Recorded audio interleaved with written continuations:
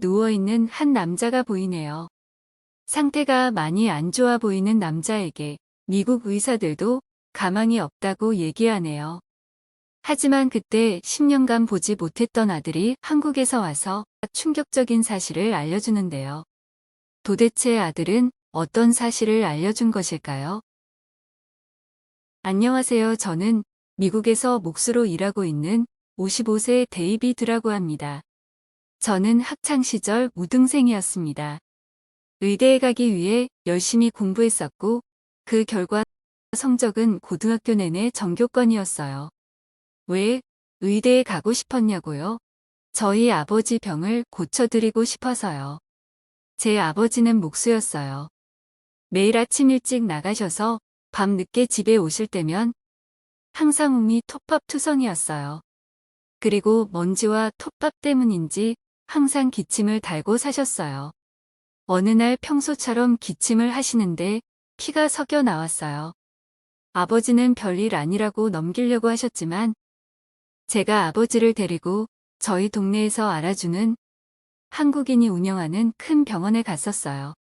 실망스럽게도 병원에 있는 한국인 의사는 불친절하고 돈만 밝혔어요. 아버지의 증상은 대충 듣더니 무조건 비싼 MRI를 찍도록 강요했어요. 실력이라도 있으면 모를까 의사는 아버지 MRI 결과를 보더니 심각한 문제는 없어 보이네요. 약 처방해 드릴 테니 먹고 푹 쉬세요 하며 진료를 끝냈어요. 아버지께선 의사가 그렇다면 그런 거지 하며 처방받은 약을 드셨지만 상태가 호전되지 않았어요. 그리고 이번엔 다른 병원에 입원을 했지만 이번에는 의사들이 너무 늦었다고 말했어요. 폐 깊숙한 곳에 암이 생겨 수술할 수 없다고 말했어요. 왜 처음에 갔던 한국 의사는 이렇게 중요한 진단을 놓쳤는지 저는 이해가 안 갔어요.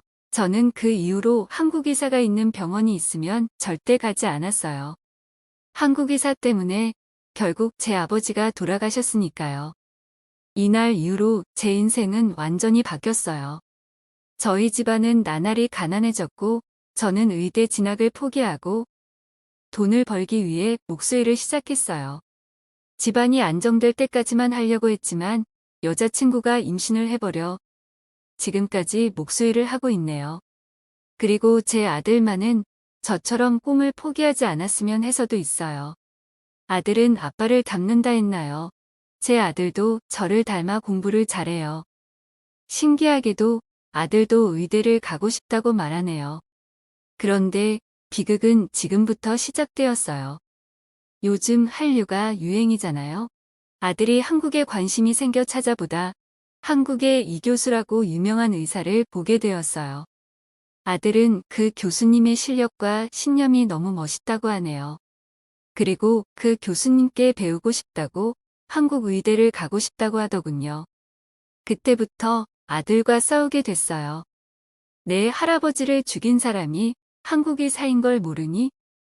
한국 의대는 실력이 없단다. 미국에 있는 의대에 진학해. 몇 번을 타이르고 타일러도 아들의 마음이 꺾이지 않더군요. 너무 화가 난 저는 한국으로 갈 거면 저와 절연할 각오를 하라고 했죠. 하지만 그런다고 아들을 말릴 수 없었어요.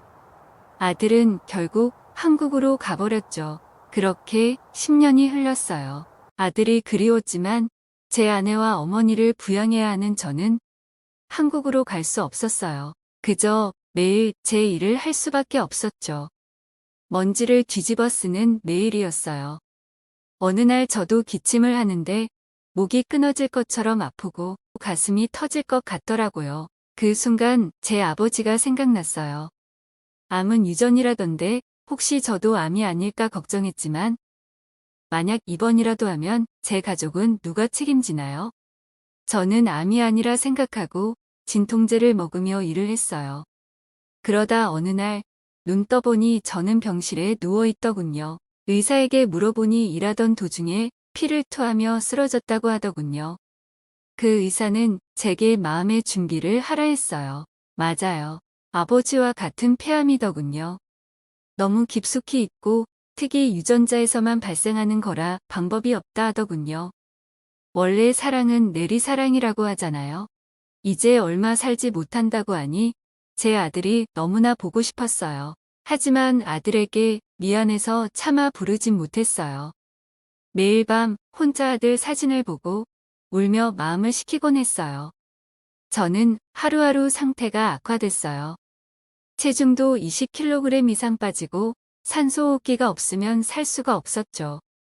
그러던 어느 날 누가 제 병실 문을 쾅 하고 열더니 저에게 달려오더군요. 제 아들이었어요. 알고 보니 제 아내가 저 몰래 아들에게 연락을 했더군요. 반가워할 순간도 없이 아들은 오자마자 절 진찰하고 병원 의사에게 제 차트를 보여달라 하더군요. 그리고 상상도 못한 말을 말했습니다. 치료 가능해요. 하루빨리 수술해야 해요, 아버지. 그 얘기를 들은 병원 의사들은 수술이 불가하다며 제 아들을 말렸어요. 그러자 제 아들이 자기 가방에서 자신이 쓴 논문들을 꺼내서 의사들에게 보여주더군요.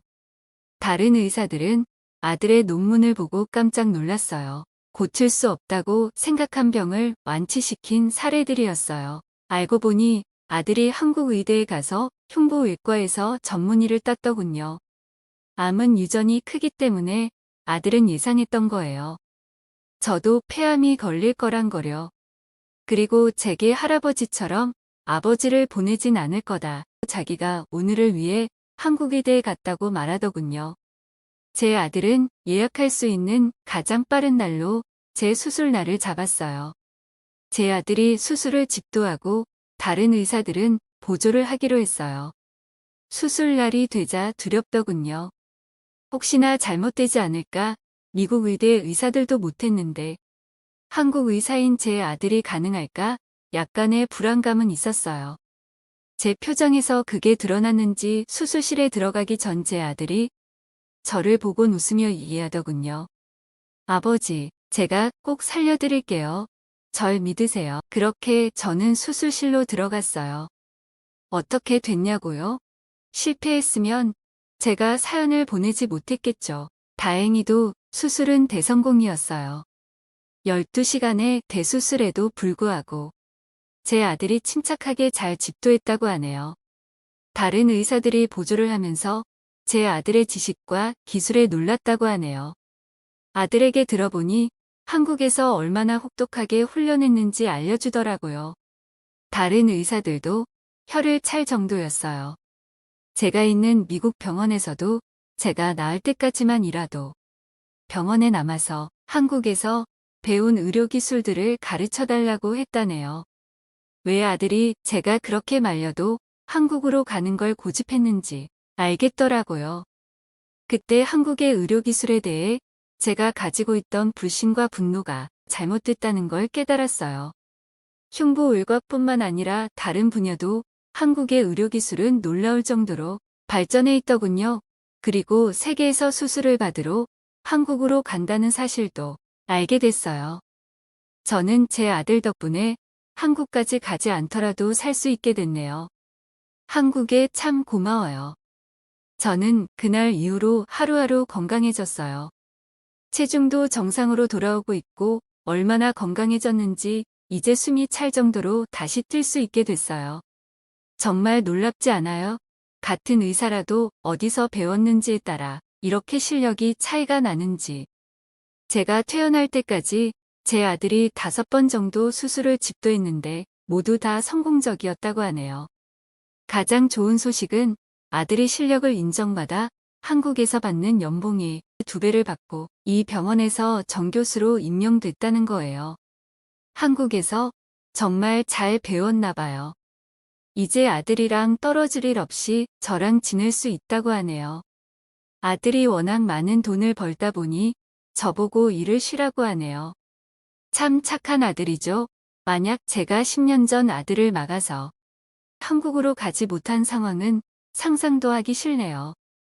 요즘은 이웃들에게 아들 자랑하는 맛으로 사는 것 같아요. 아들 덕에 어깨를 피고 다녀요. 주변 의사를 희망하는 학생들도 제 아들에게 상담을 많이 받더라고요. 아마 다들 한국으로 유학을 가려고 하나 봐요. 여러분들은 당연히 생각하는 한국 의료는 다른 나라에선 상상도 못해요. 의료 강국에 태어난 건 정말 행운이에요. 최근에 아들이 알려준 얘기인데 제 아버지를 진찰했던 한국인 의사가 체포됐다고 해요. 학력 위조로요. 그리고 한국인이 아니라 중국인이었어요. 중국인이 한국인 의사를 사칭한 거였죠. 이상하다 생각했었는데 역시 한국 의사가 아니었어요. 한편으로는 한국 의료 기술이 그만큼 뛰어나단 거겠죠? 여러분들도 항상 건강하길 바랄게요.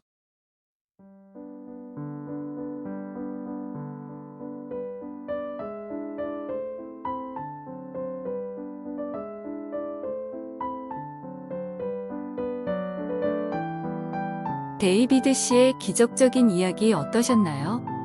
댓글로 여러분의 생각과 데이비드 씨에게 응원의 한마디 남겨주세요. 구독과 좋아요는 영상을 제작하는 데 큰 힘이 됩니다. 끝까지 시청해 주셔서 감사합니다.